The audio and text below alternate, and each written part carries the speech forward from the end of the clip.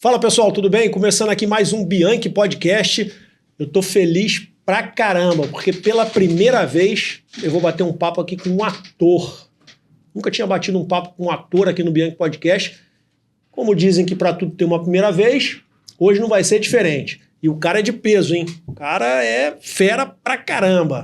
Mas antes, você sabe que eu tenho alguns parceiros aqui no Bianchi Podcast que eu sou muito grato, porque estão comigo já há um tempo, uma caminhada longa aí de parceria, e eu preciso falar para vocês, porque coisa boa a gente compartilha. Então, se você quiser aprender um pouco mais sobre comunicação assertiva, negociação prática, resolução de problemas, inteligência emocional, negociação de alta performance, negociação estratégica, táticas de negociação, persuasão e argumentação, você só tem um lugar: clubedenegociadores.com. É só você entrar na plataforma deles, colocar o meu cupom BIANCHI20 e você tem 20% de desconto em qualquer curso da plataforma. Aproveita para você poder aprender a arte da negociação. Um outro parceiro também muito querido que eu tenho aqui, que vocês sabem, é a Di Francesco, Alfaiataria, que me veste há um ano e veste o convidado também. E ele vai poder agradecer isso aí logo logo, tá bom? Pessoal da Di Francesco, obrigado demais pela parceria. Então, se você quiser uma peça de qualidade, uma camisa de qualidade, alfaiataria, uma calça de alfaiataria, um terno, um costume, o que você pensar em alfaiataria, com o meu cupom BIANCHI20, você tem 20% de desconto. É só me seguir no Instagram, siga a Di Francesco lá no Instagram também, e fala, estava assistindo o Bianchi Podcast, falou que eu tenho 20% de desconto, e você realmente vai ter o teu desconto lá, tá bom? Um outro parceiro muito querido também que eu tenho aqui no Bianchi Podcast, esse é o mais antigo, são as óticas Visão Máxima. Se você quer enxergar a vida melhor, você precisa de óculos de qualidade. E lá na Ótica Visão Máxima você vai encontrar isso. Um atendimento personalizado, um atendimento de excelência, um pessoal nota 10, com 40 anos de mercado, muito experiente. Então você tem 35% de desconto se você me seguir no Instagram, @MarceloBianchi, e se você também seguir a Ótica Visão Máxima. É só entrar em contato com eles e falar, estava assistindo lá o Bianchi Podcast, ou estou seguindo o Marcelo Bianchi na rede social aí, no Instagram, ele disse que eu tenho 35% de desconto, e tem mesmo, tá bom? Agora, você quer fazer um óculos personalizado com o seu nome, com a sua marca, com a sua logo, você tem 25% de desconto. Se você quiser comprar um óculos da parceria da Ótica Visão Máxima com a banda Roupa Nova, óculos lindíssimos, muito legal mesmo, aí você tem 5% de desconto, tá bom? E um outro parceiro, o último parceiro que eu vou falar aqui, que é o mais recente do Bianchi Podcast, mas não menos importante também, é a Em Moda Mais, é a maior plataforma de moda online do Brasil. São mais de 20 anos aí no mercado e mais de 20 mil alunos formados. Eles funcionam como uma espécie de Netflix.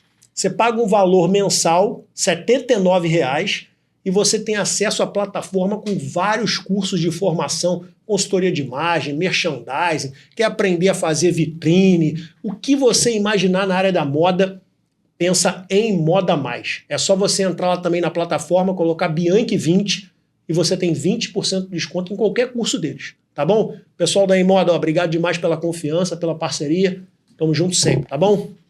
Pessoal, vocês sabem que o meu podcast já passou de um ano.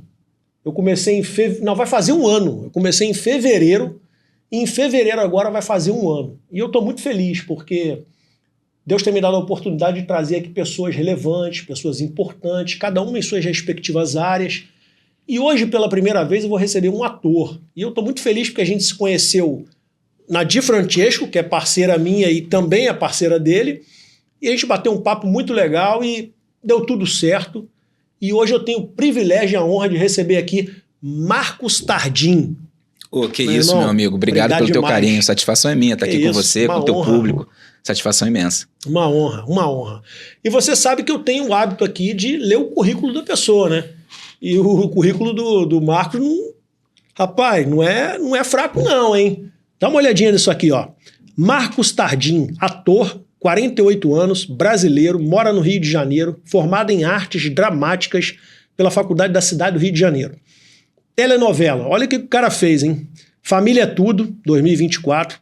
Vai na Fé 2023, Além da Ilusão 2022, Salve-se Quem Puder 2021, Malhação 2011, Sete Pecados 2007 na TV Globo.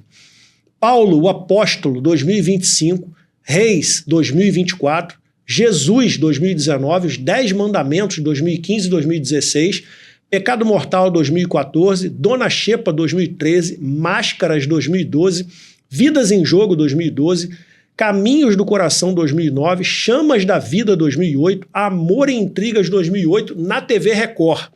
No cinema, Os Corretores, vamos falar muito disso. Na Linha de Fogo, também vamos falar muito disso. Última Parada 174, Quando Seus Olhos Encontram os Meus e Atrofia 2018. No teatro, Na Hora do Adeus 2018 a 22, né? Ficou aí 4 anos aí em temporada. Uma História em Muitas Vidas, 2011 a 2013. A Marca do Zorro, 2009 a 2010. Os Nomes e as Coisas, 2007. Labirinto, 2005. O Beijo no Asfalto, 2004. Pô, cara, cansei só de ler isso aqui, bicho. É muita coisa, né? Jornada longa, né? Jornada longa, né, cara? É uma batalha aí já há 20 anos. Antes de você falar, eu queria que você olhasse para aquela câmera ali, dissesse mais uma vez o teu Instagram e que você deixe o recado que você quiser ali para, se você quiser falar da Di Francesca, tua parceira também, fica à vontade ali. Antes de mais nada, prazer estar com vocês, prazer estar contigo. Obrigado pelo convite, pelo carinho, pela acolhida, pelas palavras aí de apresentação. Espero que vocês curtam o papo. Meu perfil é @MarcosTardim.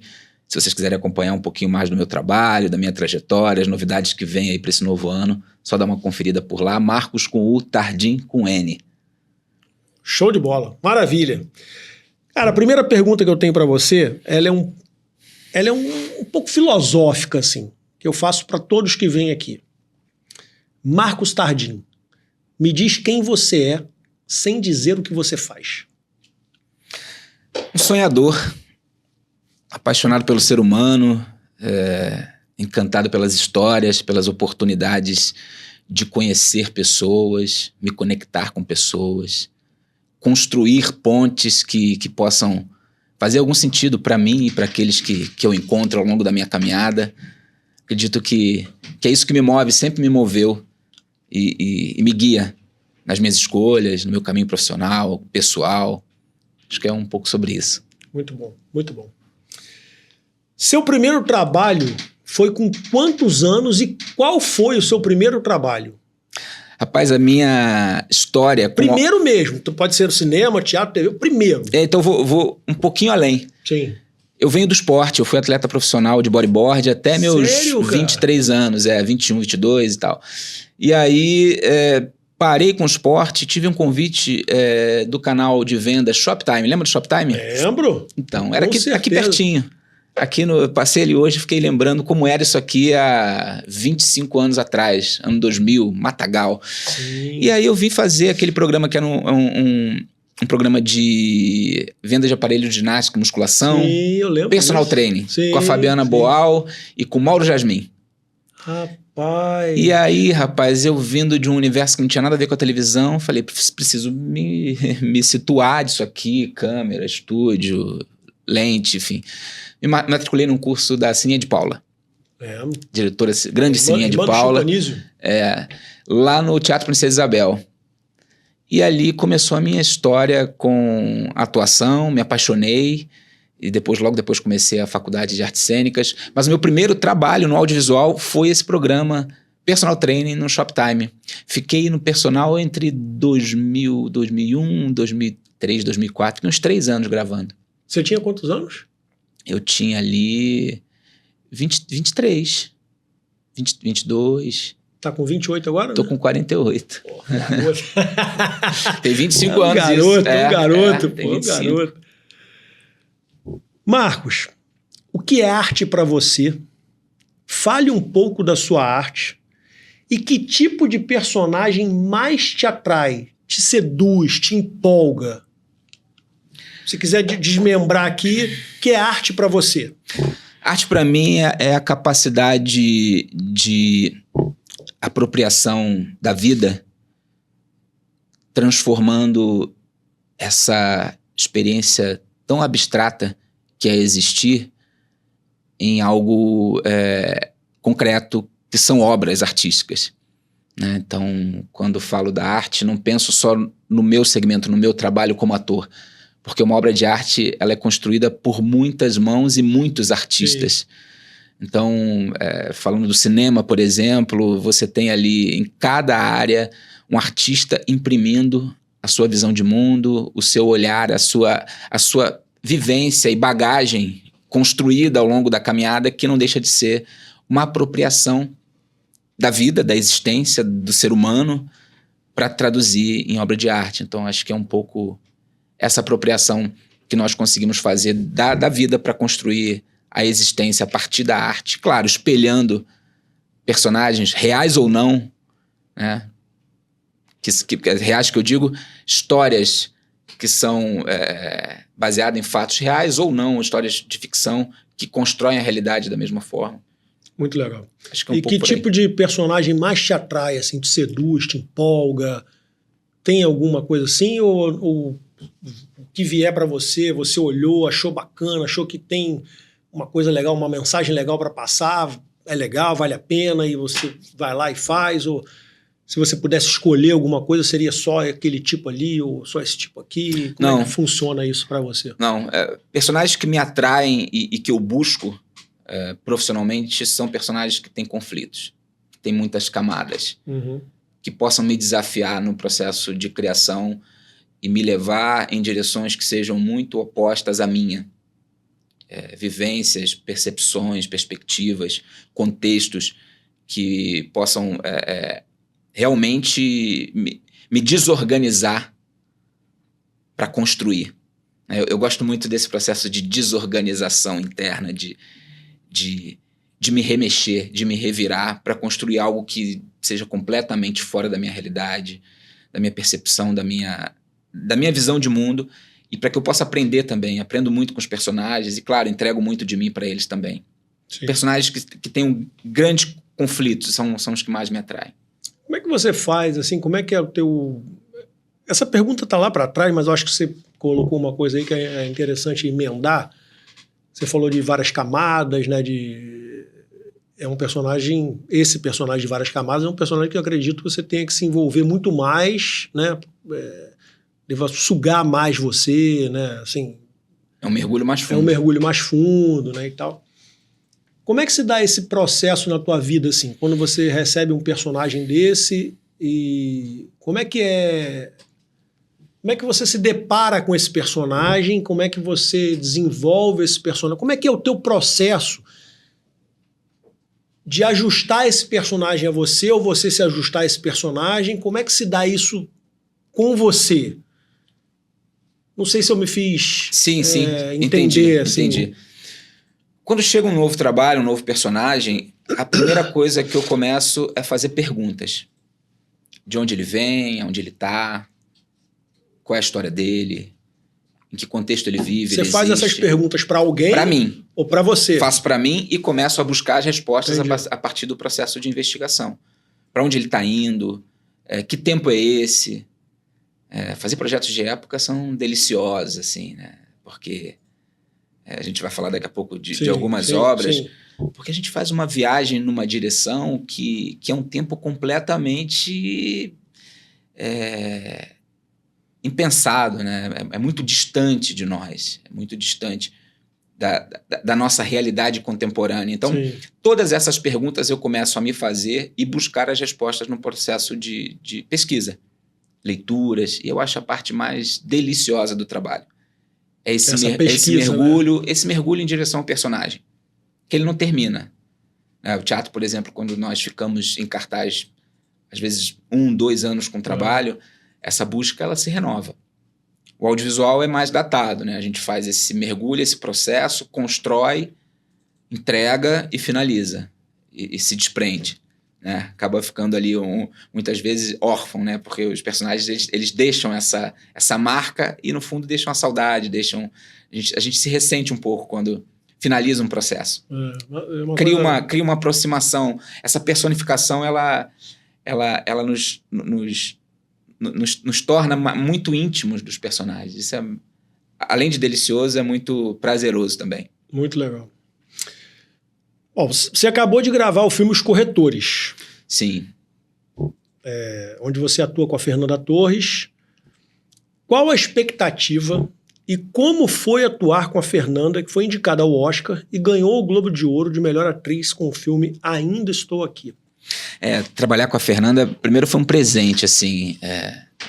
Vocês já se conheciam antes? Não. Conheceram nesse filme? Sim, tive o privilégio de fazer o teste e ser aprovada por ela e pelo Andrucho Odito, o diretor, que marido dela, né? Isso que eu ia falar agora, o marido dela. O roteiro dela. Então, assim, o projeto muito na mão deles para construir. Então, foi um privilégio.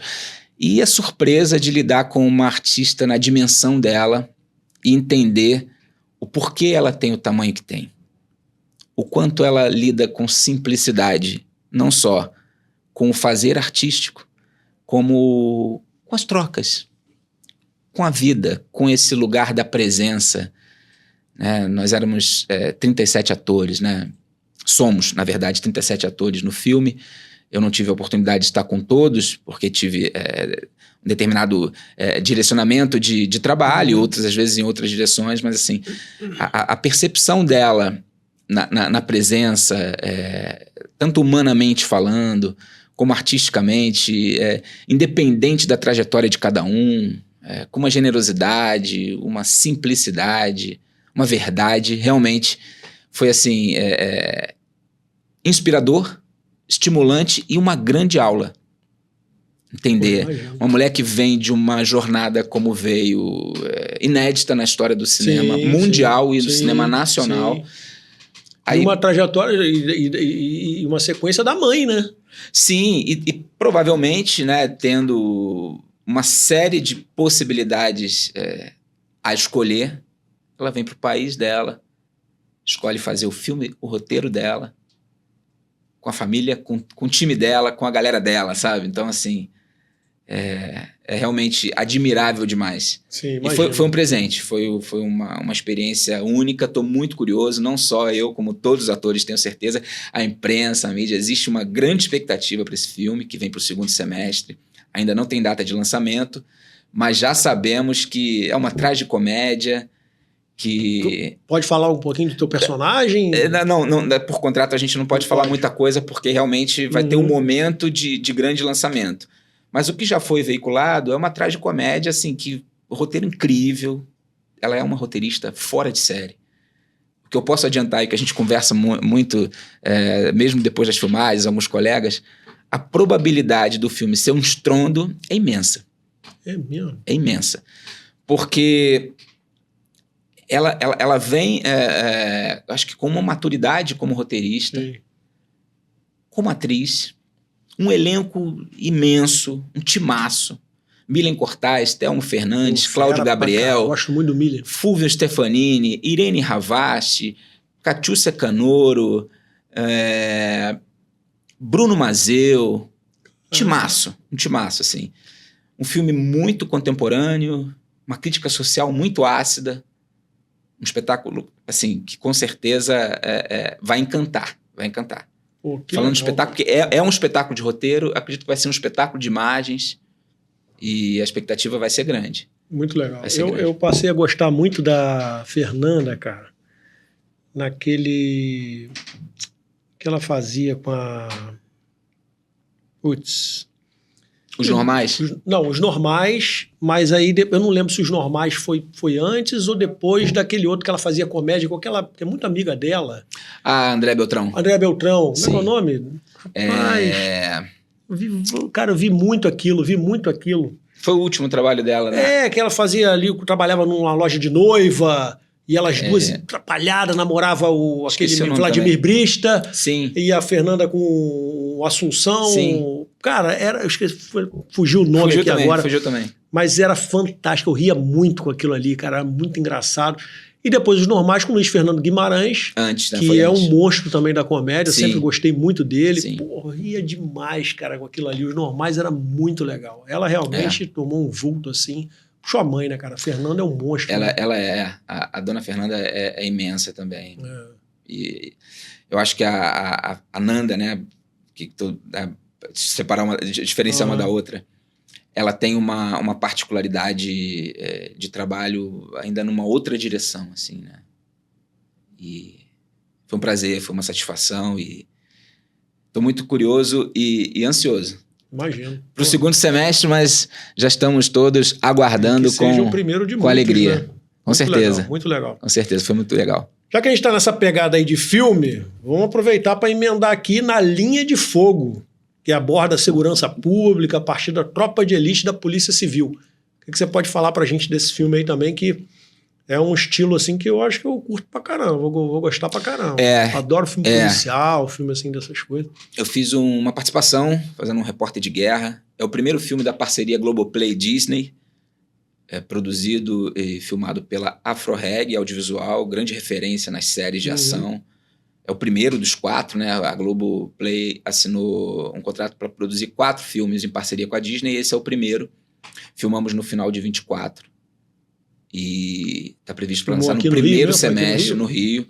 E traz ali o dia a dia da Força de Elite da Polícia Civil, a CORE, expondo todas as questões e mazelas da segurança pública no Rio, a realidade também dos profissionais de segurança em relação a esse embate, esse enfrentamento diário, cotidiano. Acho que vai ser um filme também muito impactante. Eles têm uma pretensão bastante ousada de chegar lá no sarrafo de Tropa de Elite, protagonizado pelo Dilcim Oliveira, que é um grande artista aí que está sendo lançado como protagonista desse projeto. Também um elenco imenso, uma galera braba, Breno de Filippo, William Nascimento, uma galera muito legal, muito tiro, porrada e bomba.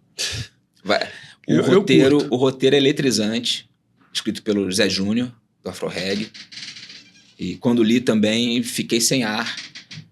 Parei para beber uma água, lendo. E quando eu percebo que o coração acelerou, né? Eu tô ali. A adrenalina subiu. Falei, porra, o negócio é isso lendo o roteiro, né? E tive a oportunidade de fazer a participação, né? Não estive nas filmagens todas, mas o pouco que eu tive foi num momento muito crucial do filme. E esse estreia. Primeiro semestre. Ainda não tem data desse também. Ano. Agora, primeiro semestre de 26. Os corretores para o segundo. Aí não tem datas ainda, né? Os corretores produzido pela Globo Filmes e Sony. Coprodução Sony. Projeto para o segundo semestre. Esse ano é um ano de muitas agendas, né? Tem Copa do Mundo, eleições. Então, com certeza, as produtoras estão levando em consideração todas essas nuances para planejar ali o cronograma. Muito legal. Enfim, também tem grande expectativa. Na Linha de Fogo tem grande expectativa. Acho que vai cair de uma forma muito potente no Rio, um público que espera. No Brasil. Acho que esse tipo de filme pegou, né, aqui no Brasil, né? Começou com Cidade de Deus, né? Que foi aquele estrondo, né? E depois veio Tropa de Elite, agora vem esse, ou seja... Acho que o pessoal gosta, né, desse tipo de filme. E ele estreia no cinema e depois vai para a Globoplay, na Linha de Fogo. Já os corretores têm uma proposta, acho que cinema e fatalmente depois deve chegar no Globoplay também, como Ainda Estou Aqui tá lá. Sim. Depois de toda a jornada que fez, hoje é possível assistir no Globoplay. Muito legal, muito legal. Muitos trabalhos aí, né? Tem. Bom, emendando o filme, vamos falar de Represália, né? Que é um projeto independente, sim, não é isso? Sim. Que fala sobre abuso de poder, falência humana, perda de valores. Fala um pouquinho pra gente desse projeto aí também. Esse filme nós filmamos ali na saída da pandemia, 22, 23... Não, 21, 22, desculpa. 21, 22. Estava bem forte ainda. Foi, sim. Tínhamos ainda uma série de protocolos. Filmamos em Teresópolis, Petrópolis, ali em Itaipava. Um projeto bastante ousado, de guerrilha, como é fazer cinema independente no Brasil. Eu protagonizei o filme e hoje, inclusive, estou como produtor associado. O projeto, a gente tem o objetivo de levar ele para os festivais aí esse ano, entendendo como a gente vai dar esses passos. Quando você fala de projeto independente, eu li aqui, né, um projeto independente. O que é isso exatamente? Projeto independente é um projeto solo, sem a verba, solo teu. Sem a verba dos grandes estúdios. Entendi. E isso faz toda a diferença porque cinema é uma arte... De onde veio a verba? Então, cinema é uma arte muito cara. E, invariavelmente, os produtos eles refletem, em termos de qualidade, sim, o quanto tem de investimento, né? Outro dia eu vi até uma pergunta em comparação dos filmes. Por que os filmes de Hollywood, quando você assiste, você percebe que é um filme de Hollywood, e um filme nacional, você vê que não é um filme de Hollywood? Isso é um pouco questionável, porque tem grandes filmes nacionais que hoje já estão num patamar dos grandes filmes mundiais. Inclusive, nós estamos sendo premiados e hoje vivemos uma época assim, de grande aclamação do cinema nacional no mundo.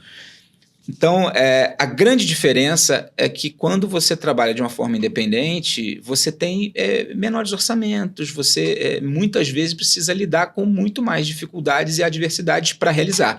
Esse projeto, eu fui convidado, o Represália, como ator convidado, um grupo que se uniu para rodar um roteiro de um autor que estava escrevendo o primeiro roteiro, o João Faria, um diretor que já vinha fazendo uns projetos de cinema, o Rodolfo Medeiros, lá de Petrópolis, e uma galera nova que também estava meio que acreditando, querendo fazer, e tiveram o aporte de uma produtora independente aqui da Barra, até na época. O projeto ele começou, vamos dizer, financeiramente financiado por aqui e rodado na Serra, porque a ideia nasceu lá.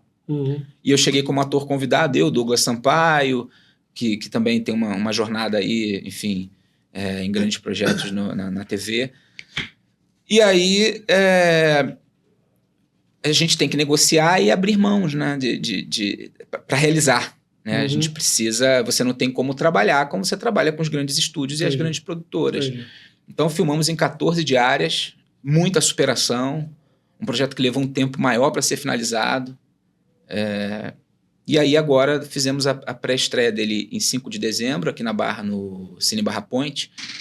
E agora vamos buscar caminhar com ele em festivais, porque é um filme que fala sobre abuso de poder, impunidade, vingança, culpa. Tudo está muito em voga. Muito atual, né? E muitos conflitos, né? O meu personagem é um cara que é capaz de tudo para atingir o objetivo, que é uma grande vingança por conta de uma tragédia que viveu o pessoal. Então, e causado por questões complexas que acho que vale a pena a gente discutir humanamente. Então, o que eu estou querendo só arredondar é que o caminho do filme independente ele é muito mais árduo. Difícil, né? Muito mais. Você vê, nós filmamos 21, 22 e só para ele ficar... para nós conseguirmos finalizar ele no formato de média ou média-metragem, nós levamos praticamente 5 anos. 4 anos, né? O que é média-metragem? O curta-metragem ele tem entre 15 e 20 minutos. Ah, tá. Tem a ver com tempo. O longa-metragem a partir de 70 minutos. No Brasil, lá fora, 60 minutos. O média-metragem ele fica entre um e outro. Nosso filme tem 50 minutos. Entendi. O Represália. Entendi. Muito bom, muito bom, muito bom. Queria que você falasse um pouquinho... Você hoje... Você está na Globo hoje ou está na Record? Não estou nem lá nem cá. Nem lá nem cá. Ok. Queria que você falasse um pouquinho sobre Família Tudo. Até explicando sobre esse aspecto. O mercado mudou muito. Sim. Os contratos longos, eles são pouquíssimos hoje. Hoje em dia quase não Inclusive, tem eu estava contratado na Globo lá em início de 21, quando a empresa passava por toda a reestruturação de ir cumprindo os contratos longos e comunicando os artistas que dali para frente seria por obra. Entendi. Né? Não existia mais aquela velha cultura, filosofia de manter o artista contratado sem ele estar trabalhando. Então, acho que foi uma reestruturação por conta de um mercado que mudou. Eles criaram o streaming, eles têm grandes pretensões com o Globoplay, de chegarem a brigar de igual para igual com a Netflix. A Netflix é uma potência. Mundial. Mas acho que a gente precisa ter essas referências e foco, e a Globo tem essa pretensão com o Globoplay. E aí é uma outra empresa, é uma outra estrutura de produção. E, naturalmente, você precisa administrar os recursos e reorganizar a casa para abrir o leque. Eu acho que toda essa reestruturação que a empresa passou, e que tem a ver não só com artístico, mas com diversos setores, tem muito esse direcionamento. E aí, com essas mudanças, poucos artistas hoje têm o contrato além da obra. Então, terminou a obra, nós estamos liberados, né, para fazermos outros projetos. Fiz Família Tudo, foi uma participação lá em 2024. Um time que eu tenho um carinho imenso, Fred Mairink, que eu trabalhei também com ele em Haja Coração, em Sete Pecados lá atrás, diretor artístico, texto do Daniel Ortiz, que também escreveu Haja Coração. Lá, teve mais um projeto do Daniel que eu fiz, não estou lembrando agora, enfim. E foi uma experiência muito legal, porque você tem uma aproximação com o texto e a linguagem que na faixa das 7 é a comédia. Sim.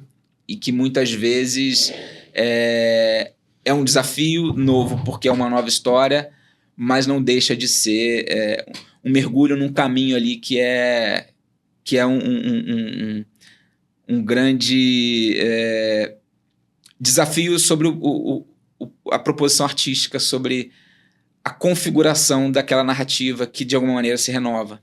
Então, assim, é sempre um prazer sempre trabalhar na casa. Eu gosto muito da Globo, tenho um carinho também imenso pela Record. Agradeço demais as duas casas pela minha jornada, pela minha trajetória. As duas me construíram no audiovisual. Assim, se hoje eu chego num set de cinema com uma tranquilidade para trabalhar, eu sei que foi o audiovisual, as novelas que me deram essa vivência, essa base. E as duas ali, cada uma no seu momento, tanto a Globo e a Record. E tenho um prazer em estar voltando sempre para as duas para trabalhar. Para você como artista, é melhor esse tipo de amarração, digamos assim? Você ter essa liberdade, você vai ali, assina um contrato para fazer uma obra, terminou, você está liberado, você pode ir em outro canal, você pode...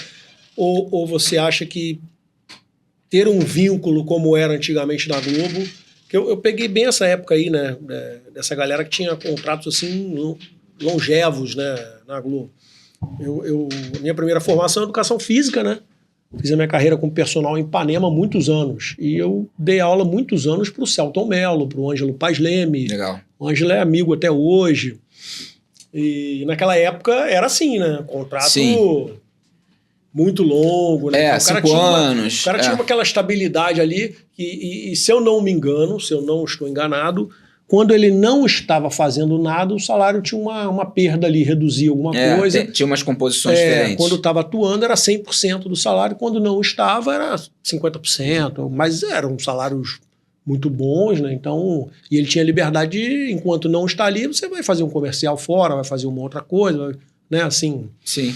Como é que você prefere? Como é a tua visão em relação a isso? Você acha que é legal esse tipo de liberdade? Você recebeu por uma obra, terminou, tchau e bênção, você pode fazer uma outra coisa ali? Ou você acha que o modelo antigo traz um pouco mais de estabilidade, um pouco mais de segurança? Como é que funciona isso para você? Não, eu acho que é bom para ambas as partes. Porque o que é hoje muito claro na política é se a empresa tem a pretensão de estender o teu trabalho num outro projeto ou te encaminhar para um outro projeto e você tem o interesse de se encaminhar para um outro projeto na casa, existe um acordo em comum para a renovação de um contrato, para além de uma obra, né? Ou para extensão ali por mais 2 anos, porque tem ainda artistas renovando por 2, 3, tem. Mas já existe um planejamento e um cronograma com um propósito direcionado. Então, acho que de uma maneira geral é bom para ambas as partes, porque existe essa abertura de você dialogar e negociar momento a momento, né? Então você pode sair e que não existe nenhum tipo de represália, sem fazer dobradinha. Sim. É muito tranquilo hoje você sair e fazer um projeto numa outra casa, num outro estúdio, numa outra produtora e depois voltar. Já não existe mais esse embate. O mundo mudou muito. Sim. Há tempos atrás não existia a internet, não existia o streaming, a televisão. Tempo atrás, né? A televisão era o único meio de entretenimento, e você tinha 2 emissoras ali. Estou falando basicamente, a Record reestruturou o núcleo de teledramaturgia em 2005. São 20 anos da reestruturação do núcleo. E de lá para cá, de alguma maneira, ficaram as duas ali conduzindo as ações. Sim. A Globo liderando e a Record, né, com um trabalho também ali caminhando. Então, é absolutamente natural hoje você sair, trabalhar em outras produtoras, em outros estúdios e voltar, porque o mundo, o mercado mudou. Sim. É então, muito aberto. Manter a porta aberta também, né? Sim, porque... E tudo bem, de repente, a empresa agora não tem um plano para você nos próximos 6 meses e você tem um outro projeto que você tem mais interesse em fazer, que você quer direcionar o teu trabalho para aquele projeto e tá tudo certo você ir fazer e daqui a pouco a gente conversa daqui a 6 meses, daqui a 1 ano e tudo bem. Sim. A Globo hoje tem outras linhas de ações. Você tem o Globoplay que produz não só novelas para o streaming, que são inéditas, que estão lá, como filmes. A Globo Filmes produz e faz coproduções com uma série de outras produtoras. Então, quer dizer, se a gente pensar em... A Globo veio produzindo também em coprodução com outras produtoras, né? Então, hoje, vamos dizer, tem 3, 4 linhas de frente de produções de audiovisual pela mesma empresa, né? Além das telenovelas. Falando de teledramaturgia ou de dramaturgia. Né? Não vou nem entrar em outras linhas, show, entretenimento. Não, então, quer dizer, mesmo na empresa você tem mais de uma linha de ação. E mais de uma oportunidade de empregabilidade de trabalho. Sim. Porque são formatos também diferentes, né? Um filme, às vezes, Os Corretores foi filmado agora em 40 dias, 45 dias. Um filme, normalmente, você se compromete com a obra 3 meses, no máximo. 2 meses. Uma novela hoje, 8 meses. Dependendo do projeto, Reis, na Record, ficou 2 anos e pouco no ar. Então, quer dizer, personagens que estavam ali no núcleo principal foram... né, seguiram mais de uma temporada. Então, acaba ultrapassando um tempo normal, às vezes, de vínculo com a obra, que seria um formato normal de televisão. Então, mudaram os formatos, mudaram as formas de contar histórias, Sim. Mudaram as formas de se negociar contratos. Muita coisa mudou e tem muita coisa ainda em transformação. Sim. Você falou há pouco tempo atrás que o cinema brasileiro vive o seu melhor momento, né? Acho que isso aí é fato. Eu mesmo, acho né? que, até buscando historicamente, não existe nada como está sendo esses últimos 2 anos. Me corrija se eu estiver errado, eu acho que o cinema brasileiro ele deu um boom assim, e depois eu acho até que ele deu esse boom e aí ele deu uma queda de novo, não conseguiu se manter e agora... Mas eu acho que ele deu esse boom com Cidade de Deus, né? Eu acho que Cidade de Deus ficou conhecido mundialmente, né? E foi um negócio que teve uma repercussão Cidade de Deus, depois, né? Central do Brasil. Sim, Central do Brasil e tal. E depois deu uma queda assim, normal. E agora começou, acho que com Tropa de Elite principalmente, deu um boom de novo. E aí agora veio, né? Ainda Estou Aqui e tal. E agora o Agente Secreto com o Wagner Moura, né? O Sim. É a primeira ator homem, né, a ganhar o Globo de Ouro. Muito legal. Vem com força pro Oscar aí, possibilidade de ganhar também como ator, como melhor filme internacional, como melhor filme, indicado como melhor filme. Pensando nisso, você falou que a gente vive o melhor momento, ok. Como é que você vê especificamente o cinema com essa questão da IA? Como é que você vê essa questão da tecnologia com o cinema daqui mais uns anos, assim? Porque hoje você já tem muita coisa sendo produzida com inteligência artificial, né? Estava vendo uma matéria essa semana, acho que anteontem, falando daquele Kabileme, aquele rapaz que ficou famoso, ele apontava as coisas assim e ficava... Sabe? Quem é? Lembra dele? Sim, tô mais ou menos associando. Cara, ele vendeu a imagem dele por $4 bilhões. Então, com um negócio de IA, para poder usar a inteligência artificial, usar a imagem dele para aquelas coisas que ele faz e tal, que deixou ele conhecido do mundo inteiro e tal. Como é que você vê essa questão do cinema com a inteligência artificial? Como é que você vê? Para onde vai isso? O cinema ele é uma arte muito particular. A inteligência artificial ela não vai ter como interferir ou fazer parte do processo de criação e do processo artístico do cinema. Porque ele precisa do ator e dos artistas ali construindo juntos, aquilo que a gente falou no início do papo. Então, não existe esse espaço para a tecnologia numa arte essencialmente humana. Precisa da respiração, do olho no olho, do tempo dos silêncios, do ritmo, da humanidade ali transbordando, pulsando. O Wagner agora em Agente Secreto está sendo aclamado no mundo muito mais pela interpretação dele em silêncio do que quando ele está entregando o texto e quando ele está...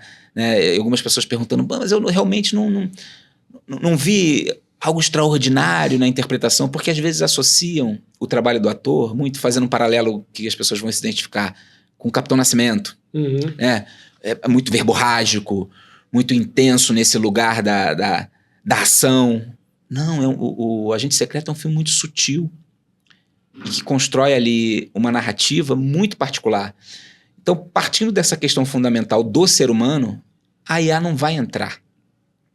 Acho que projetos de publicidade, propaganda, acho que até vai ali construir algum tipo de ponte.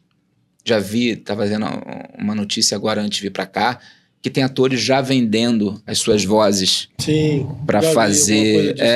Então, quer dizer, se você quer fazer uma chamada do teu podcast com a voz do Tom Hanks, exemplo, aí existem já empresas especializadas vendendo, eu não sei como é que está isso sendo articulado, porque vem muito do mercado de fora, né? Isso vem muito do mercado americano, mas já existem negociações para que se venda a voz, para você colocar voz em produtos, projetos, publicidade, chamadas, e não necessariamente você precisar do artista estar presencialmente construindo, né, gravando, fazendo a peça publicitária.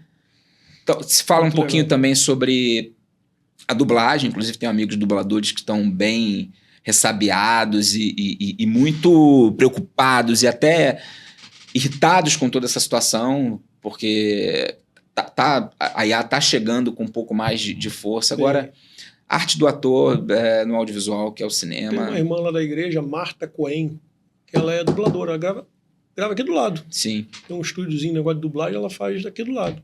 Encontrei com ela um dia desse aqui. Mas muito legal, muito legal. Cara, qual o seu hobby? Gosto de surfar. É mesmo, né? Tem um amigão meu que é surfista também. Ele tem loja de biquíni, essas coisas assim, né? Se amarra também, né? Eu tenho uma história com esporte desde moleque, né? Vivi profissionalmente o esporte ali dos 15, 16 até os 23. Já estava fazendo teatro, quando competia até o ano 2000, até circuito brasileiro, estadual, mundial. Legal, cara. Fui para 3 temporadas no Havaí. Olha. Competi em Portugal. Cheguei, na época ali eu era um moleque, mas dedicava a minha vida a isso. Vivia para treinar, competir. Foi uma grande escola. O esporte foi uma grande escola na minha vida. Comecei a viajar com 17 anos, circuito brasileiro. Então, é uma responsabilidade num momento da vida ali que a maioria não está nem um pouco interessada, né? E se eu for olhar, vamos dizer, 17 anos é um adolescente, né? 17, 18, 19, então eu não tive adolescência. Também nem curtia boate, festa, mas era um cara que dormia cedo, acordava cedo. Atleta treinava, mesmo. Competia, viajava, amava o que eu fazia. Então... Hoje é só por hobby mesmo. Mas assim... E surfa onde? Eu costumo brincar que além de hobby é o meu plano de saúde. Surfar e nadar. Não, sem dúvida, sem dúvida. Porque a relação com o mar, para mim, é divina. Mim. Não existe o melhor lugar para eu me conectar com Deus do que o mar. Olha, cara, principalmente quando ele está grande. A energia Tem um brasileiro agora que surfou uma onda gigantesca lá em Nazaré. Tem muitos. Parece que vai bater o recorde. Tem muitos brasileiros sendo referência no surf de ondas grandes. Scooby, Chumbinho, Lucas Chumbo. Verdade. Enfim, o surf cresceu muito, né? De uma maneira ampla. Eu surfo de bodyboard, não é em pé. Não e futebol, gosta? Rapaz, eu sempre fui um de bola. Desde moleque. Mas gosta de assistir? Curto, sou flamenguista, curto. Legal. Não sou fanático. E nem dou conta desse calendário louco que é jogo quarta, domingo, sábado, domingo. Não, pra acompanhar não dá. Não dá. Eu gosto de ver e tal, mas também não dá pra acompanhar tudo, não. E nem tenho paciência para determinados jogos que você fala, pô... Você vê lá um jogo agora do Mundial, Flamengo e Paris Saint-Germain, é outro esporte, né? Aí logo depois foi o jogo do Flamengo e do Paris, e logo depois teve a final da Copa do Brasil. Corinthians e Vasco. Cara, no mesmo dia. São esportes diferentes. É outra velocidade, outra intensidade. Outro ritmo. Então, assim, eu também não tenho paciência para determinados jogos. Assim. Pego, se for legal, eu vejo. Senão, mesmo do meu time. O Fla-Flu agora, final de semana. E hoje tem Flamengo e São Paulo. Péssimo, né? Não. Um jogo horrível. Foi fraco. Jogo horrível. O Flamengo perdeu. Fluminense. Choveu muito também, né? Mas então, assim, não sou fanático, não. Mas curto. Também não. Curto. Deixa eu te fazer uma pergunta, cara. Eu quero entrar um pouquinho numa questão assim que... com algumas pessoas que vêm aqui, eu entro e tal, mas sem nenhum tipo de viés, assim, sem... Eu sabia a tua opinião mesmo, né? A gente está vivendo uma época muito louca no mundo inteiro, né? Tudo muito... A gente está vivendo uma época de muita ansiedade, muita depressão. As pessoas estão completamente perdidas, tem muita gente cometendo atrocidades em nome de alguém, em política. Cara, tá muito louco, o mundo tá muito louco. E o artista em geral, eu falo isso assim porque é uma visão minha, né? Me corrija se eu estiver errado, mas eu lido com alguns artistas já há muito tempo, né? Assim também, né? O próprio Selton Mello, Ângelo, Carla Marins malhou uma época também lá na academia que eu trabalhava. Eu trabalhei muitos anos em Ipanema, então conheci alguns. Toda hora você via passar um, via passar outro e tal, mas... Cara, às vezes eu acho que o artista ele vai numa pegada assim, cara, muito louca, assim, porque o cara passa a vida inteira estudando, batalhando para ser artista, para ser famoso, ser reconhecido, e de repente quando ele chega lá em cima, a sensação que eu tenho muitas vezes é que o cara deixa de olhar para baixo, né? E parece que o cara se coloca num pedestal e começa a olhar meio de cima para baixo. É perceptível isso assim com alguns artistas, né? Que acabam se tornando um pouco arrogantes. Eu não quero entrar no mérito da questão de nada disso, tá? Mas são algumas coisas que eu presenciei, né? Que eu vi, às vezes você vê, né? Como é que é a tua visão em relação a isso, cara? Porque aquele dia que a gente conversou lá de Francesco, eu percebi uma coisa em você que eu percebi no Ângelo. Cara, o Ângelo é um cara, quando a gente se encontra, a gente bate um papo tão maneiro, cara, tão maneiro, que nem parece que é o Ângelo Paz Leme, sabe? Um cara que também já fez grandes coisas e tal, um cara que manteve, assim, uma postura, sabe? Uma humildade, uma coisa assim. Como é que você vê essa questão, cara? Assim, já emendando nisso, queria saber a tua opinião com relação ao momento político que a gente está vivendo, né?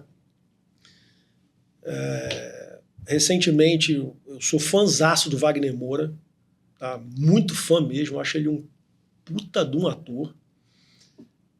Mas ele tem uma pegada, às vezes, política, cara, que me incomoda um pouco, entendeu? Eu acho que o artista, principalmente quando ele fica muito grande, cara, ele tem que tomar muito cuidado com certas coisas e até se tornar meio apartidário, se manter um pouco afastado, assim, não no sentido de cidadão, pagador de impostos. É óbvio que ele tem o direito de ter a posição dele, o pensamento dele. Mas eu achei muito feio pro Wagner, cara, quando ele subiu lá para receber o prêmio, e ele começou a falar de política, cara, sabe? Deu umas entrevistas lá fora, porra, detonando o Bolsonaro, falando mal. E, cara, eu acho isso muito feio, sabe?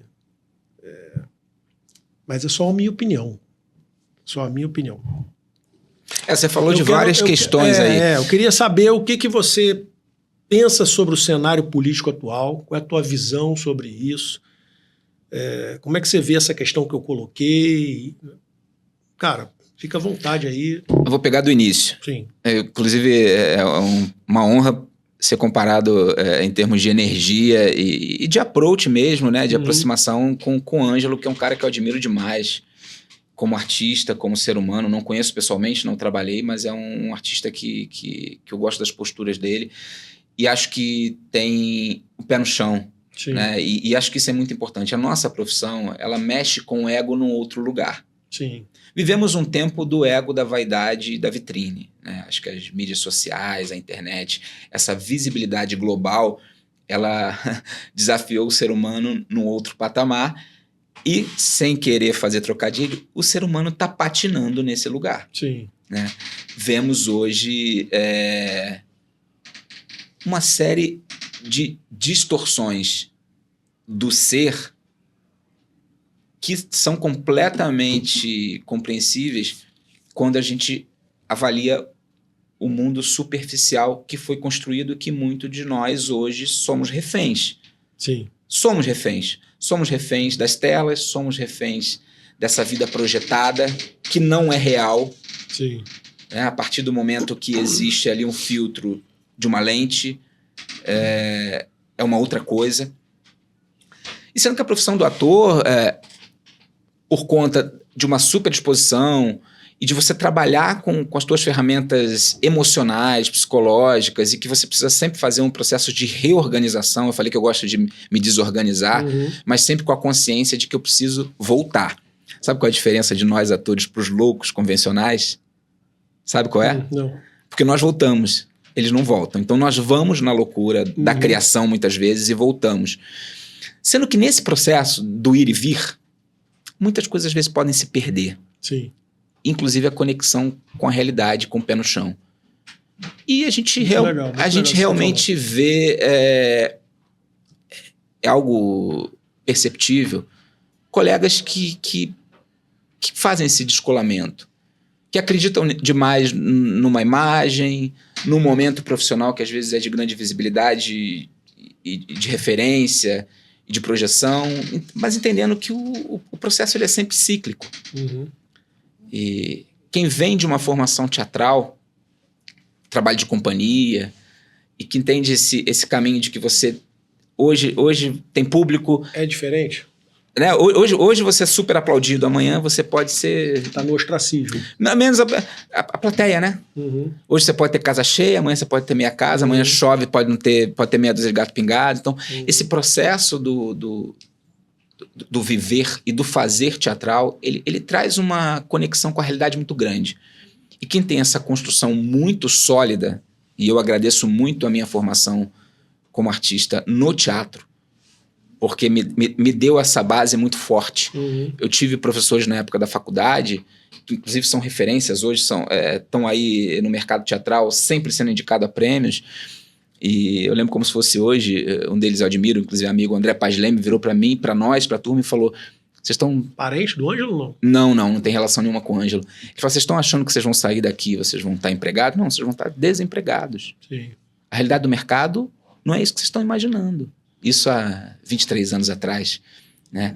Então, quer dizer, o artista que vem de uma escola com uma base sólida, que eu acredito que é o teatro, tem alguma vantagem nesse processo.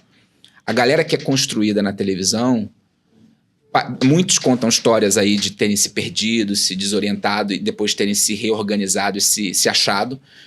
E a gente tem uma outra geração aí, que é a geração da internet. Sim. Que é a coisa do like, do vídeo que viraliza e você vira de hoje para amanhã famosão. Uma referência, uma superestrela da internet. Então nós vivemos um tempo muito delicado. Já vivíamos uma grande pandemia de saúde mental antes dessa explosão toda. Inclusive nós fizemos um projeto no teatro durante 5 anos, o espetáculo Na Hora do Adeus, que falava sobre isso, sobre saúde mental. Ficamos 5 anos com o trabalho. E quando a gente pega e olha a internet da pandemia para cá, 5 anos, vai fazer 6 anos agora, o que se transformou essa relação que nós temos com as telas, com a internet e com esse lugar de exposição. Agora, também não dá para deixar de considerar que existem questões de caráter, de formato, de base, né, da família. Qual é a sua construção como ser humano? Isso tudo, esses alicerces são muito importantes, né, quando a gente lida com essa questão de entender que a vida é um processo os altos e baixos eles vão existir o tempo todo.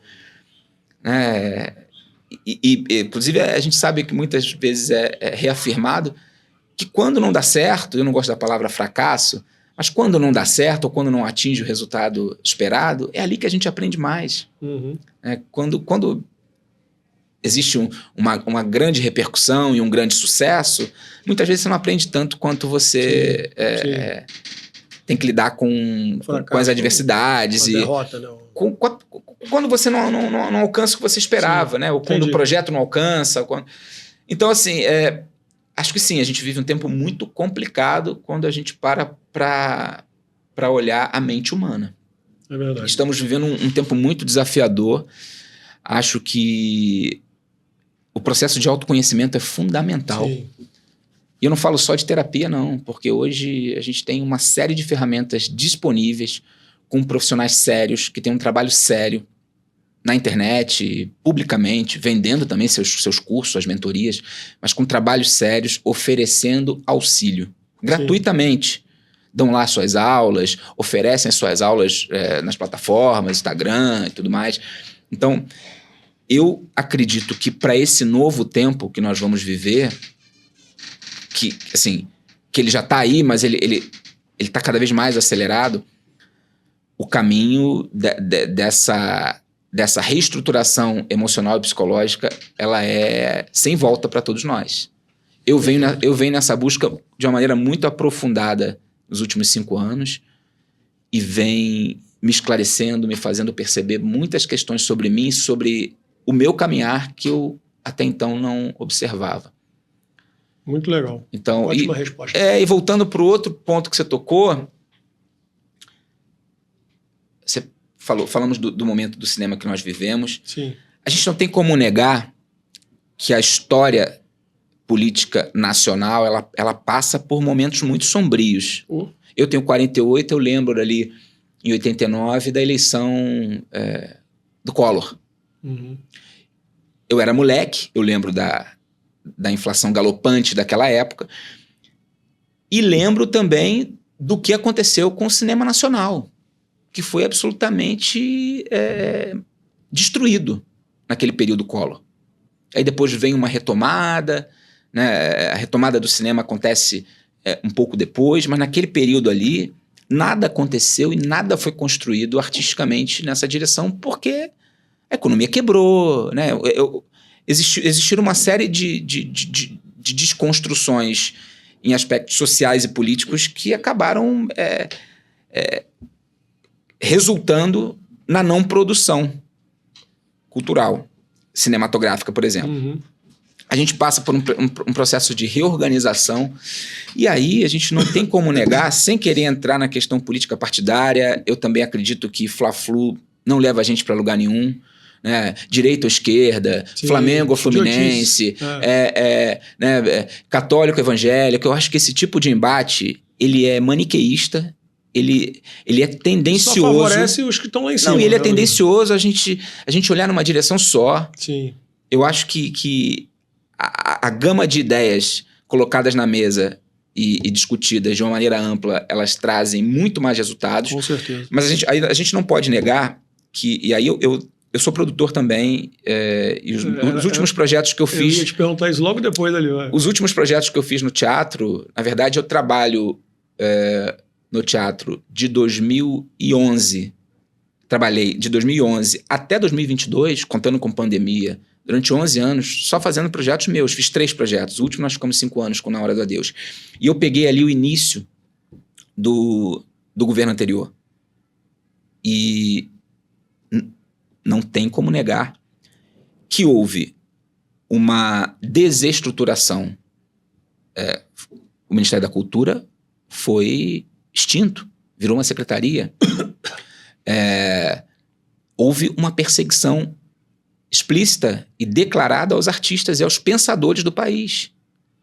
Isso foi fato, está aí na história, infelizmente. Houve uma série de desconstruções de políticas públicas relacionadas à cultura. Eu vivi isso que eu te falei, porque eu logo ali em 2019, eu consegui pela primeira vez ter o meu projeto aprovado no Sesc. E as verbas, na ocasião, foram cortadas menos da metade. Né? E assim, não quero entrar nas questões, existe corrupção em todas as esferas das instituições no país, a gente sabe que faz parte da nossa formação a corrupção, mas não tem como negar que houve ali um ataque como nunca visto aos artistas, aos pensadores, e que também não se produziu cultura, né? Porque o que acontece, aí é porque são muitos assuntos. São muitas camadas. O nosso modelo de produção no Brasil, por sermos um país em desenvolvimento, ele passa necessariamente pelas leis de incentivo. E quando você tem uma gestão política que de alguma forma ataca e desestrutura o pensamento no país sobre uma narrativa mentirosa de que existe algum tipo de favorecimento e que não há, aí só falar para o público, acho que já muito deve ter sido ouvido, a Lei Rouanet, ela é uma ferramenta de isenção fiscal. Não existe o governo tirar dinheiro do cofre público, dos cofres públicos, para repassar para um projeto.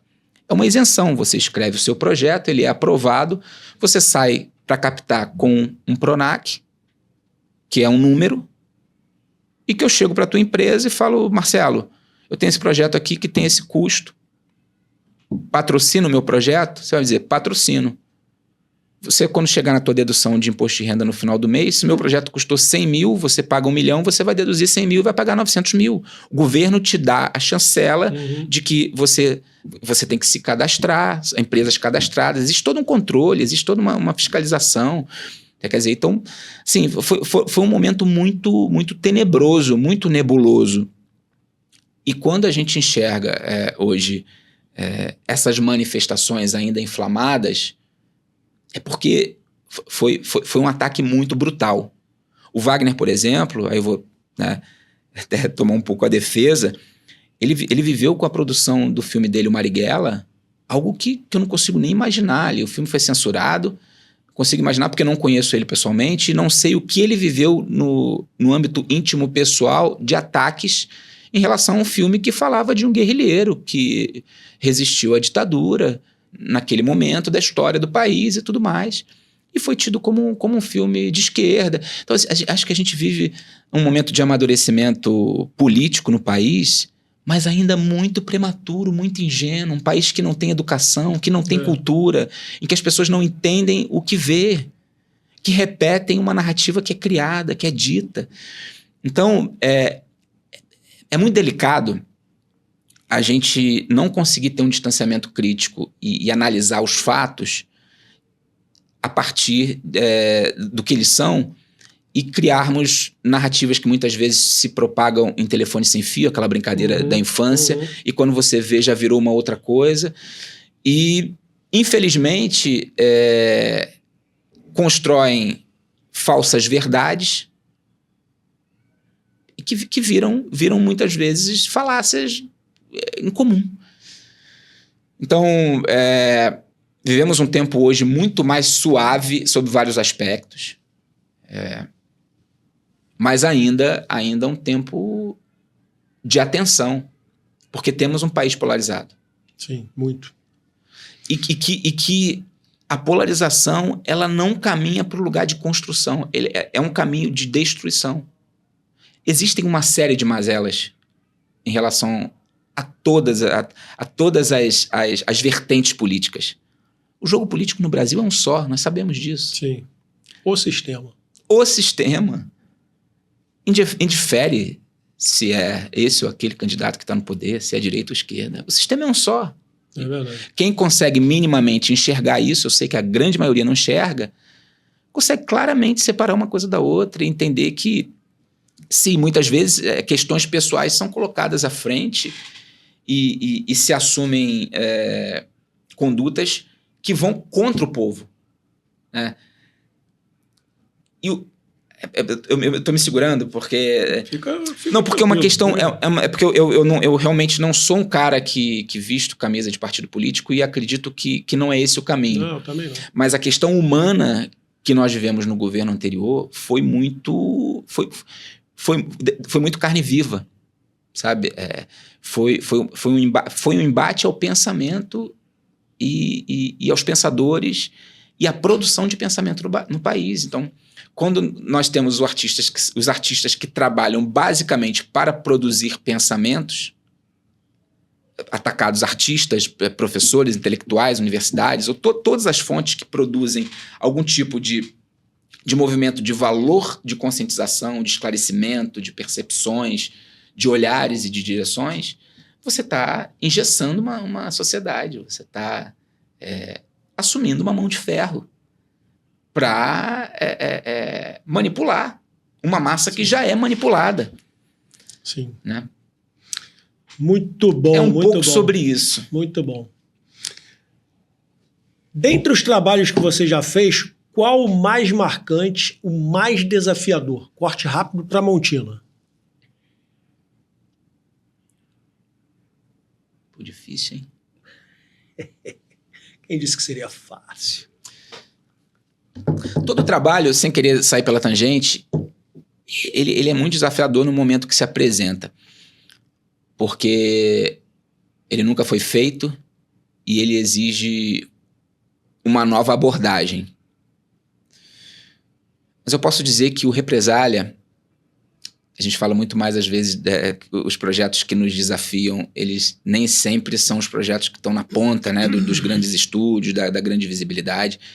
Ele me seduziu muito a fazer, porque é um personagem que enfrenta profundos desajustes emocionais, psicológicos, me exigiu mergulhar fundo no universo da loucura, no sentido de entender se ele era um psicopata, porque ele arquiteta, esse projeto eu posso falar porque já foi exibido, já está em movimento, ele arquiteta uma vingança contra uma família, por conta da perda da mulher e do filho.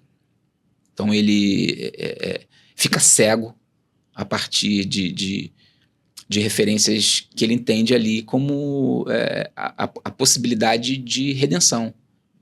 Do algoz se ter a redenção e dele ter a sua redenção, porque a vida perde sentido.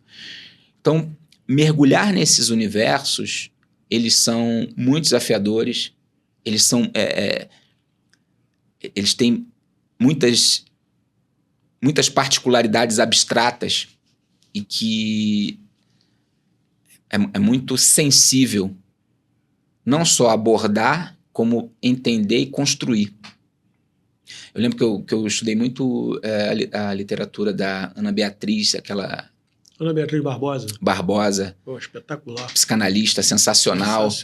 E eu entendi, por exemplo, o Cronos, né, o personagem, eu entendi que ele não era um psicopata a partir não só da obra literária dela, como uma série de conteúdos em vídeo, aulas que ela entrega. E isso é muito rico no meu processo de entendimento sobre mim e sobre o ser humano, sobre o meu semelhante, né? Por exemplo, eu te perguntaria, você sabe qual é a principal característica de um psicopata? A ausência de sentimento.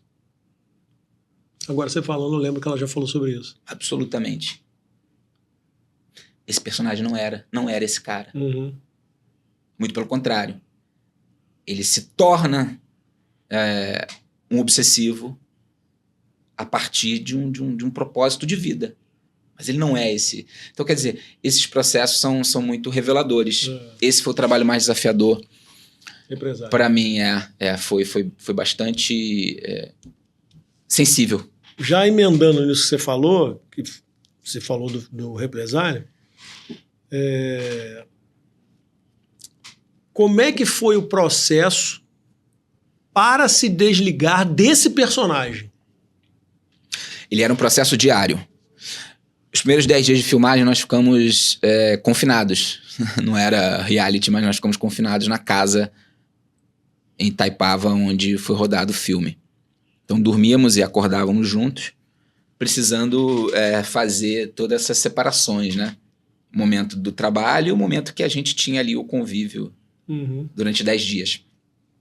Então eu procurei não me distanciar da energia dele. É meio esquizofrênico isso. Sem deixar com que ele se apropriasse de mim a ponto de Não tem aquele papo. Tem atores que às vezes estão vivendo um processo de trabalho com um personagem duro e eles agem como personagem, respondem como personagem. Se é um personagem agressivo, eles agridem as pessoas. Então, não. Entendendo esse ir e vir a todo momento. Não só no ação, nesse mergulho, na loucura, nesse abismo e voltar desse abismo. Mais água? Por favor. Como também no processo de convívio, que foi muito interessante. Normalmente, nós vamos, cumprimos aquela diária, voltamos para casa, no dia seguinte nós temos uma outra diária, não necessariamente, às vezes você tem uma convivência continuada com o elenco. E para nós ali foi muito curioso, uma galera jovem, 10 dias intensos ali, né? 10 dias intensos. Um frio, assim, condições climáticas assim, bem hostis. E um projeto que eu protagonizando, então praticamente todo o arco dramático do filme eu tô presente. Foi bem legal. Isso foi um dos fatores que me fez aceitar, que me seduziu e que eu quis fazer o projeto, já sabendo que seria um projeto que ia enfrentar adversidades e muitas vezes eu, como tomei a frente de me mover como produtor associado, né, para realizar. Você é independente, né? Pergunta corte rápido. Cinema, teatro ou TV? Rapaz, eu gosto das 3 linguagens. No momento, cinema. Porque eu rejeito um pouco esse lugar de permanência. Nós não somos uma coisa só. Já tiveram momentos na minha vida que o teatro, ele me preenchia absolutamente. Embora eu tô com muita saudade de teatro. Tem 3 anos que eu não faço teatro. É porque o teatro acho que tem uma interação ali com as pessoas, né? Você percebe logo se tá legal, se não tá legal, pela fisionomia das pessoas, né? É diferente. É diferente. É uma experiência presencial. O audiovisual, a televisão é muito veloz, é muito fragmentado, é muito rápido, e o cinema é meio que um caminho entre os dois. Existe um processo de construção, muitas vezes de preparação e de filmagem. Então, eu acho que tem fases, eu acho que tem momentos. Nesse momento você está cinema. Eu tô muito mergulhado nessa linguagem. Foi a linguagem que eu percebi há 5 anos atrás, que eu tinha menos me experimentado, né? E eu foquei. E venho, né, nesses últimos 5 anos, filmei 2 curtas, um média, 2 longas. Acho que foi isso. Teve mais um projeto. Então, quer dizer, e o cinema, ele vem me desafiando muito também em entender essa forma de construir o meu trabalho. Então, agora, cinema. Muito legal. Focado, muito legal. Direcionado. Se você pudesse escolher alguma personagem para interpretar, qual seria? Quem você gostaria de interpretar? Pô, tem um orçamento aqui para fazer um filme. Quem você gostaria de interpretar? Eu quero fazer um vilão.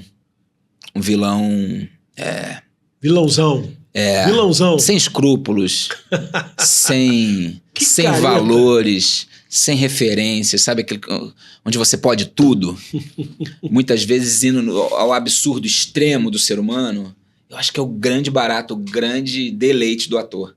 Todos os atores que tiveram essa oportunidade não tem dúvidas em afirmar que é realmente assim... É o grande barato. Porque vivemos um contexto desde sempre na nossa formação, a primeira sociedade, a família, né? De enquadramentos.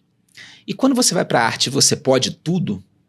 A arte já é esse lugar, né? O teatro, ele me revela um mundo novo quando eu entendo no palco, na escola de teatro, que ali eu posso tudo. Ali eu posso gritar, chorar, deitar, rolar no chão, tirar a roupa, bater com a cabeça. Ali eu posso tudo. Todos os personagens me cabem ali, né? Isso me redimensiona como ser humano, como homem, indivíduo, como cidadão. Claro, entendendo que voltamos para a vida real e existe uma série de enquadramentos que precisamos seguir. Vivemos em sociedade e não podemos ser tudo o que queremos o tempo todo. Sim. Embora existam os vilões que estão aí, que muitas vezes de uma forma velada, eles são, né? Eles são esse escárnio que nós temos do esgarçamento do humano que beira o absurdo, né? É verdade. Já recusou algum personagem por ser problemático ou por alguma coisa? Assim? Quanto mais problemático, melhor. Sim. E já que você está falando sobre esse aspecto, e você mencionou aqui, cara, tem personagem mais curioso do que, por exemplo, Bolsonaro? Gente, quem observava ele naquela época do governo, você falou, não acredito que esse cara está falando isso. Não acredito que ele está tratando jornalistas assim. Não acredito que ele falou isso para essa mulher. E não tinha manipulação ainda. Era ao vivo, a coisa estava acontecendo. Não dá para dizer, não, isso aqui foi tirado de contexto, foi IA. Não, o cara entrou ao vivo para falar. Não quer dizer, é um nível de esgarçamento do absurdo que é muito curioso, que é muito interessante fazer. Pode ser objeto de pesquisa para um personagem futuro no mesmo caminho, muito interessante. E mais, naquele momento ali, eu fiz um teste para um filme que eu não passei, que foi rodado em Curitiba, que contava uma história de uma menina que foi presa por engano na época da ditadura.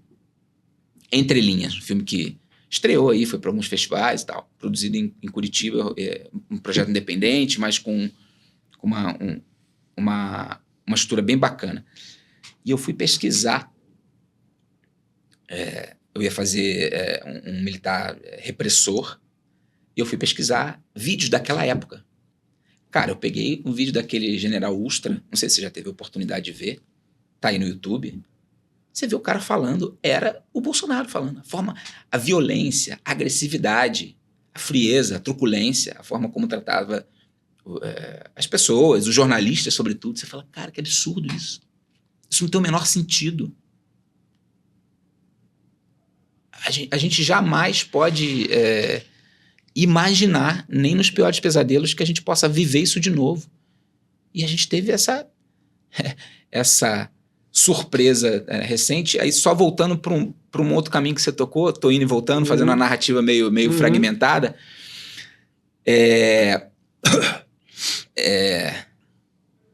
Eu entendo quando as pessoas que de repente não viveram aquele tempo de chumbo, mas viveram de alguma forma a repressão, a violência ditatorial, reagem. Seja num discurso, seja porque é algo absurdo. Eu sou filho da ditadura, assim em 77, meu pai era militar, né? A ditadura acabou em 85, eu tinha 8 anos. Acho que já era uma época bem branda, mas não vivi exatamente, mas é algo que a gente não pode, de forma nenhuma, aceitar, nem por hipótese mais esdrúxula, que possa se apontar dentro do contexto social em nenhuma direção. Embora a gente saiba que existam manipulações, não somos crianças, não somos ingênuos, sabemos que existem instituições que agem muitas vezes de formas deliberadas, tendenciosas, de uma maneira velada, mas de uma forma explícita é inaceitável, né? Muito bem. Seu maior fracasso e seu maior sucesso?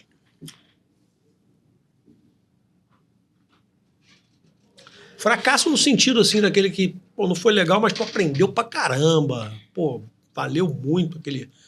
Tá falando profissional? Profissional. Que a gente aprende muito quando alguma coisa não dá certo, né? A gente... foi um fracasso isso aqui, mas eu aprendi que não é assim. Sim. Então eu preciso fazer de outro jeito para poder...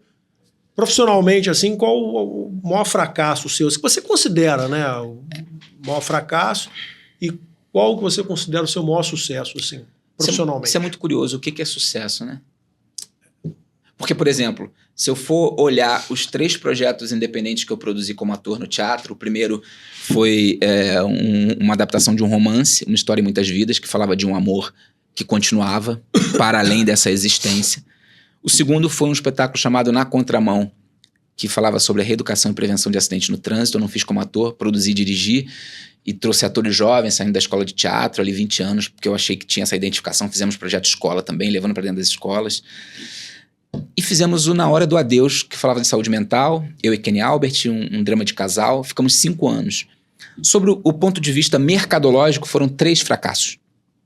Embora o primeiro tenha ficado 2 anos e meio em cartaz, o segundo 2 anos e meio em cartaz e o terceiro 5 anos em cartaz. Isso em 11 anos me produzindo. Por outro lado, os espetáculos foram grandes sucessos. Sem grana, sem patrocínio. Na Hora do Adeus, que foi o último, por exemplo, ele foi abrindo portas pelo tema que ele abordava. Recebendo convites para se apresentar e pautas para que pudéssemos realizar, estreamos no Teatro da Prefeitura de Teresópolis, fomos ao Sesc Friburgo, fomos a Petrópolis, fomos ao Festival de Curitiba, rodamos com um trabalho que, teoricamente, ele morreria na praia, né? Nós estreamos em setembro de 18 e caminhamos com ele até novembro de 22, com pandemia no meio, com temporada online. Ou seja, essa questão de sucesso ou fracasso, sobre que perspectiva? Sim. Os 3 trabalhos impactaram vidas profundamente. Emocionaram pessoas, transformaram olhares, percepções.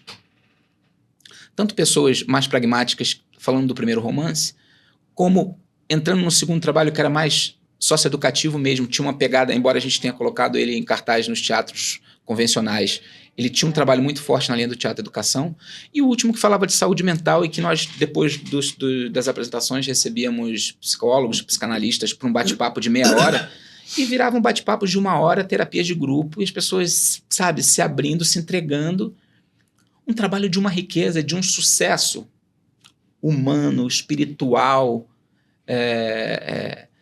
essencial, imenso. Não dá para dizer que foi fracasso. Mercadologicamente, não. Então, respondendo a tua pergunta, eu vou colocar os 3, sob o contexto de mercado, fracasso. Grande sucesso. Aprendi muito porque produzir de uma forma independente é comer pedra. Pauleira, né? Comer pedra. De uma forma absurda. Ainda mais teatro. Num país que nós enfrentamos todas as dificuldades para mover projetos artísticos dessa natureza. Por outro lado, foram sucessos absolutos, me transformaram absolutamente como ser humano, como homem, como empreendedor, como artista. Me deu uma percepção do meu meio e do meu estar em cena e fora de cena de uma forma única.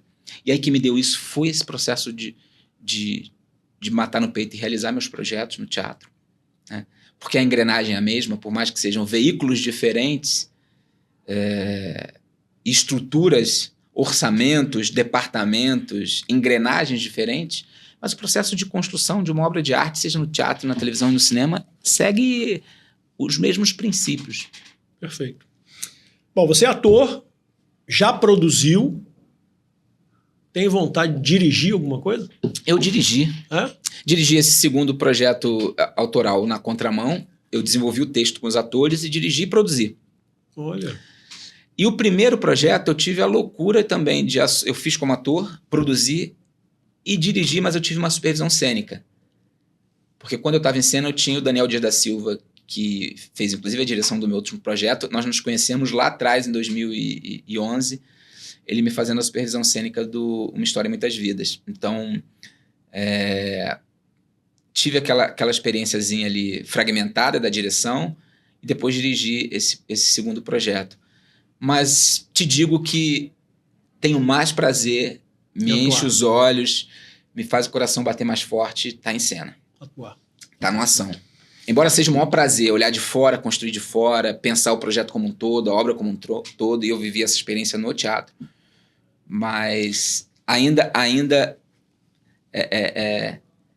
o bichinho me puxa pra cena, pra ação, pra frente. Você falou, como é o nome do teu personagem no filme Represália? Cronos. Cronos. Se você pudesse ter um diálogo com o Cronos, que você já interpretou, o que você perguntaria para ele?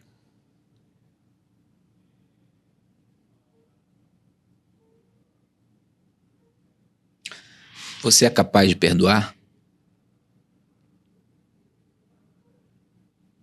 Porque o personagem se dá em termos de uma vingança, né? Sim. Uma questão de vingança, Sim, né? sim.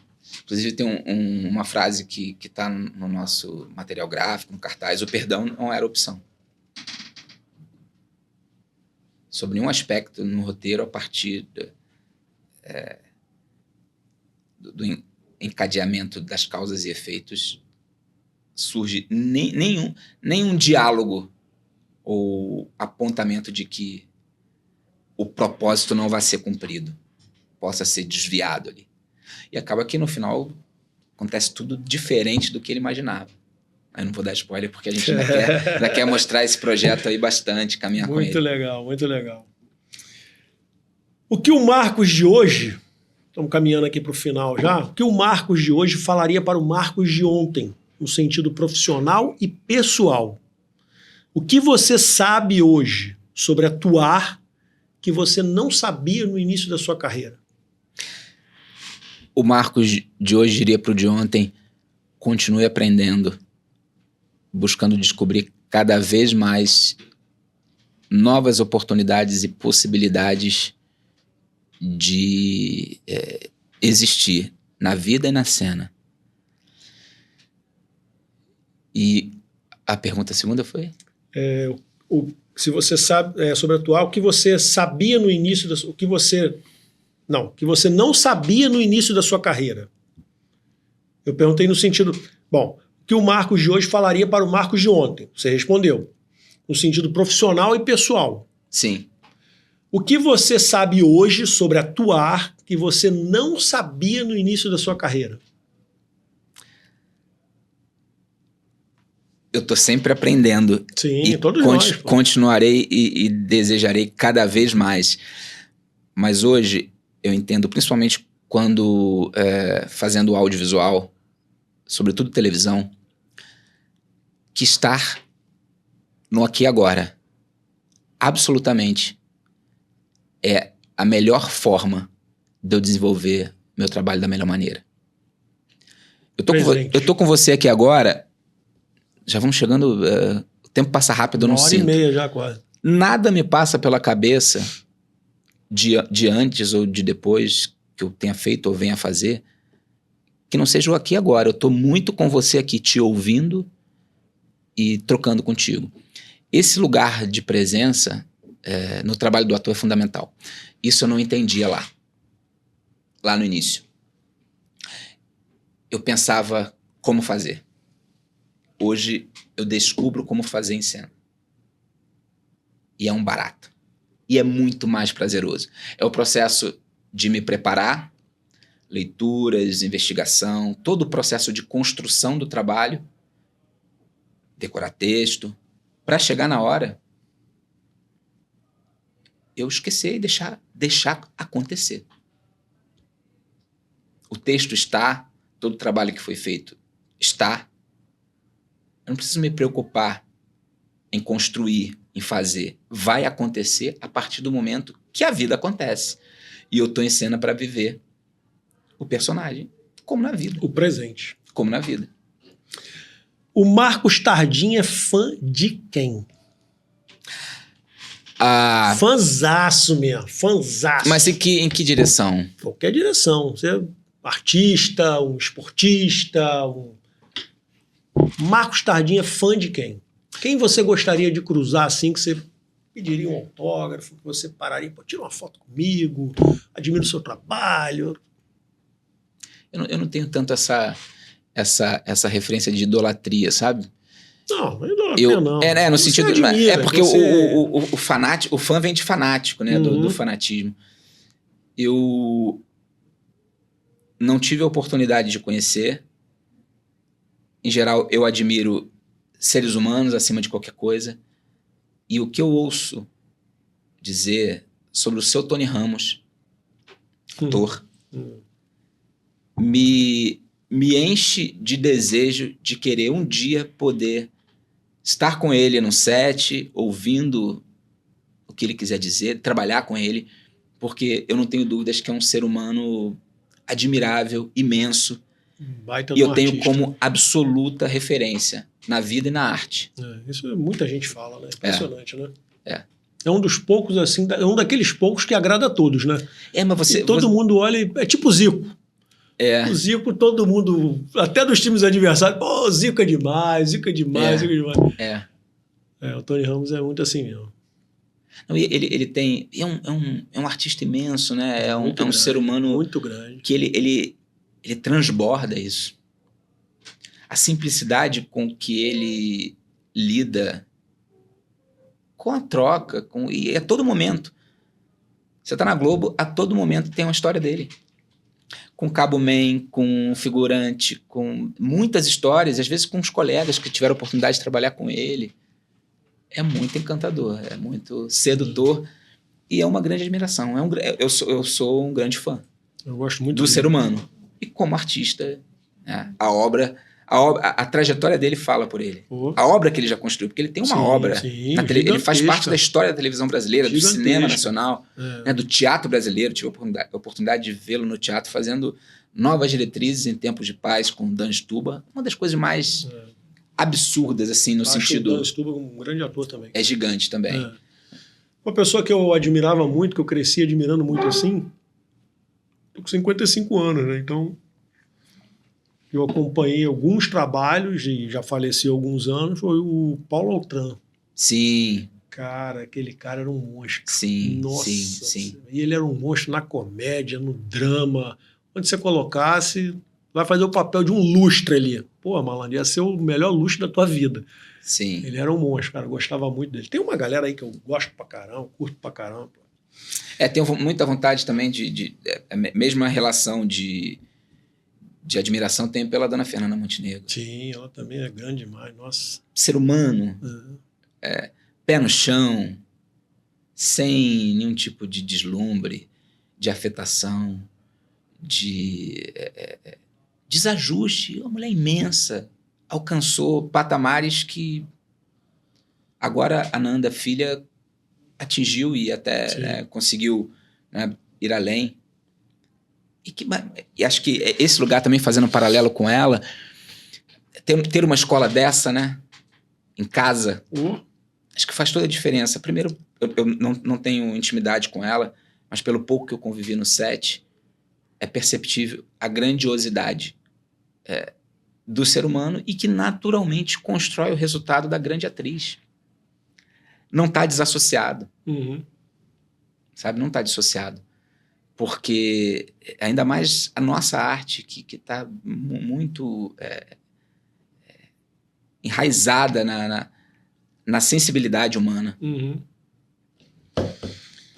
Muito legal, meu amigo, muito legal. Cara, eu tenho um quadro aqui. Rapaz, falei um bocado aqui, hein? Pô, que bom.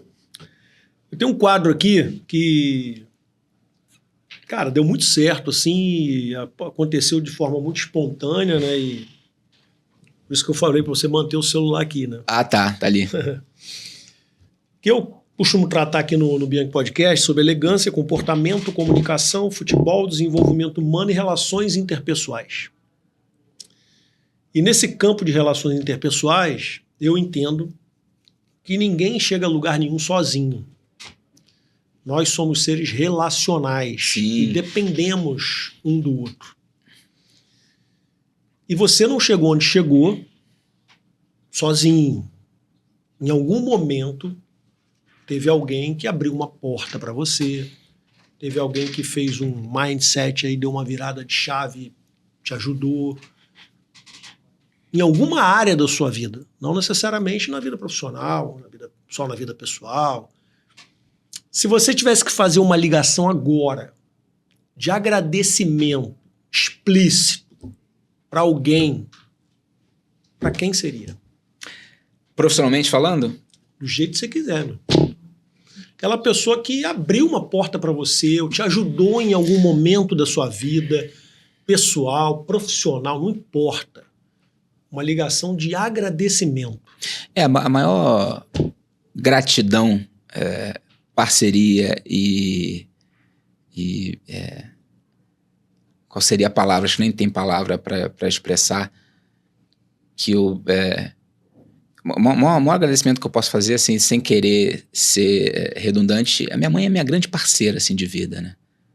Sua mãe? Minha mãe é a grande base que me permitiu caminhar. Chegou.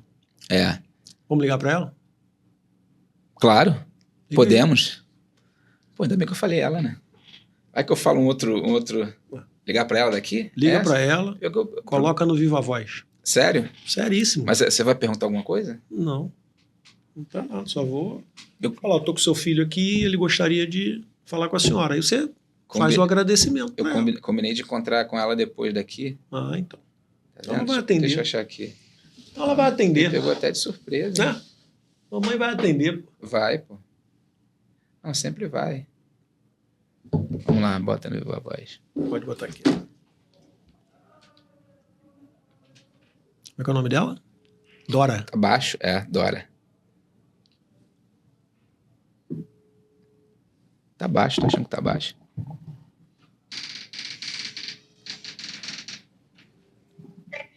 Alô? Alô, dona Dora? Oi? Olá, boa tarde. Aliás, já é boa noite já. Não, ainda é boa tarde, ainda é boa tarde. Quem tá falando aqui é o Marcelo Bianchi, aqui do Bianchi Podcast. E eu tô tendo o privilégio hoje e a honra de bater um papo aqui com o seu filho, Marcos Tardim. Ué, por que não é ele que tá ali? É do celular dele que tá ligado? Sim, é porque eu tenho um quadro aqui no podcast que eu acabei de perguntar para ele assim: se você tivesse que fazer uma ligação de agradecimento para alguém, seja profissionalmente, como pessoa, para quem você ligaria? E ele falou para minha mãe, que é minha grande parceira, que me impulsionou muito na minha vida. Caiu. Eu acho que ela achou que era... Ela é toda cismada. E será que ela tá achando que é sequestro?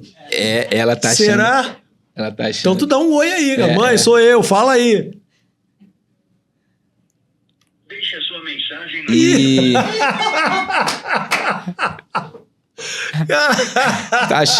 tá achando que é pegadinha. Caramba, será, cara? Não vai atender não, tem que mandar um WhatsApp pra ela. Bota assim, mãe, atende aí, mãe. Deixa eu mandar um WhatsApp pra ela aqui. Cara. Oi, mãezinha, tudo bem? Sou eu, tô aqui no podcast mesmo, é um quadro que ele tem aqui, nós estamos no ar, gravando, e ele pediu pra ligar, e isso que ele tava falando é verdade. Imagino que você esteja aí já achando que é golpe, alguma coisa assim, sequestro. Mas não. Pode atender aí, que ele acaba de falar, e eu falo com você também. Deve estar toda cismada, ela tá na rua. É a primeira vez que acontece isso, né? Primeira vez? Primeira vez que acontece isso. Vou tentar de novo. Deixa ela ouvir. Ó, estamos chegando aqui ao final. Quero te agradecer demais. Pô, muito bacana esse papo, muito legal mesmo. Eu queria que você olhasse para aquela câmera ali. Cara, fala um pouquinho mais sobre o filme aí, dá um novo disclaimer aí do filme. Dos filmes, né? Os Corretores, Represália. O que você quiser falar, aquela câmera ali é tua. Passa o teu Instagram novamente. Se você quiser mandar um abraço pro pessoal da Di Francesco, pode mandar. Convida a galera para assistir, para te seguir na rede social. Aquela câmera ali é sua. Fica à vontade. Pô, meu amigo, antes de mais nada, eu quero te agradecer e ao teu público por estar batendo esse papo com você, pela oportunidade de nós estarmos aqui pensando juntos sobre arte, sobre a vida, sobre a existência. Você falou de uma forma muito precisa que as construções que acontecem no nosso caminho é a partir das conexões, né? Dos encontros, não caminhamos sozinhos. E eu quero te agradecer pela oportunidade, pelo carinho, pelo convite, acolhida. Tamo junto. Eu que agradeço. Agradecer aos nossos amigos lá, Felipe e Dom Francisco, lá da Di Francesco, que de alguma forma foram ali Foi a ponte. Os embriões ali do nosso encontro, foi lá. Muito obrigado pelo carinho, pela parceria sempre. E, rapaz, o que eu quero deixar para vocês aí que estão nos ouvindo é que prestigiem a nossa cultura, assistam filmes, peças de teatro, busquem autores nacionais, sejam nas expressões artísticas que estejam impressas, leiam livros, desenvolvam a capacidade de percepção, visão de mundo, apropriações sobre a nossa existência. As obras nos permitem muitas vezes repensarmos a nossa vida. E muitas vezes saímos transformados a partir de uma leitura, de um bom livro, de um bom espetáculo de teatro, de um filme que nos atravessa, que constrói referências, que nos toca, nos emociona. Então, vale a pena. Vivam essa experiência mais regularmente.